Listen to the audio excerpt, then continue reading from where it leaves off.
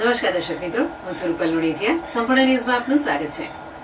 બનાસકાંઠા જિલ્લાના આગથાળા bus station પાસે જૂની અદાવતમાં એક યુવકને ધારિયા અને પાઇપ વડે હુમલો કરી કરબીણ હત્યા કરવામાં આવી છે, જેથી આગથાળા પોલીસ સ્ટેશનમાં 5 શખ્સો સામે ગુનો નોંધાયો છે, જેથી પોલીસે આરોપીઓને ઝડપી લેવા ચક્રો ગતિમાન કર્યા છે.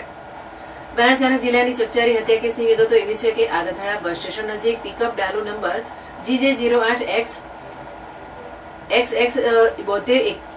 લઈને ગુરુવારે સવારે મિશ્રી ખાન જુમી ખાન પસાર થઈ રહ્યા હતા. તે સમયે દિયોદરના વાતમ ગામના અખિરાજસિંહ પરબતસિંહ વાઘેલાએ અન્ય શખ્સો સાથે મળી જૂની અદાલતમાં તેમના પિકઅપ ડાલાનો પીછો કર્યો હતો અને ચાલુ ગાડીએ બૂમો પાડી જાનથી મારી નાખવાની ધમકીઓ આપી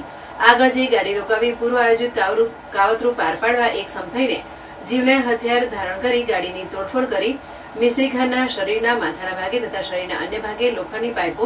તેમજ ધારિયા વડે હુમલો કરી ગંભીર ઇજાઓ પહોંચાડી હતી, જેમાં મિશ્રી ખાનનું મોત થયું હતું. આ ઘટનાને નજરે જોનાર હુસેન ખાન બલોચ રહેઠાણ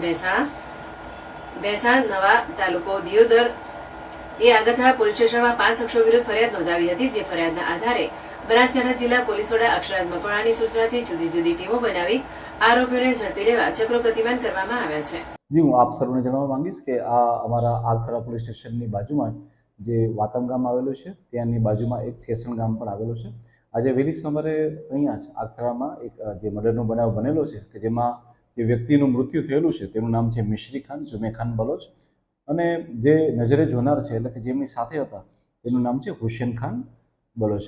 હુસેન ખાને ફરિયાદ આપેલી છે. ફરિયાદમાં દેખાડવા મુજબ આમાં કુલ 5 જેટલા આરોપીઓ છે કે જેમાં મુખ્ય આરોપી છે તેનું નામ છે અખિરાજ પરબતસિંહ વાઘેલા તથા અન્ય બીજા 4 જેટલા બીજા આરોપીઓ છે. આ 4 આરોપીઓએ આજે વહેલી સવારે મળી અને મિશ્રી ખાનનું મર્ડર કરેલું છે કે જેની અંદર તેઓ જણાવે છે કે જ્યારે એ ગાડી ઉપર જ્યારે હુમલો કરે છે એ વખતે જણાવે છે કે આની પહેલાં જ્યારે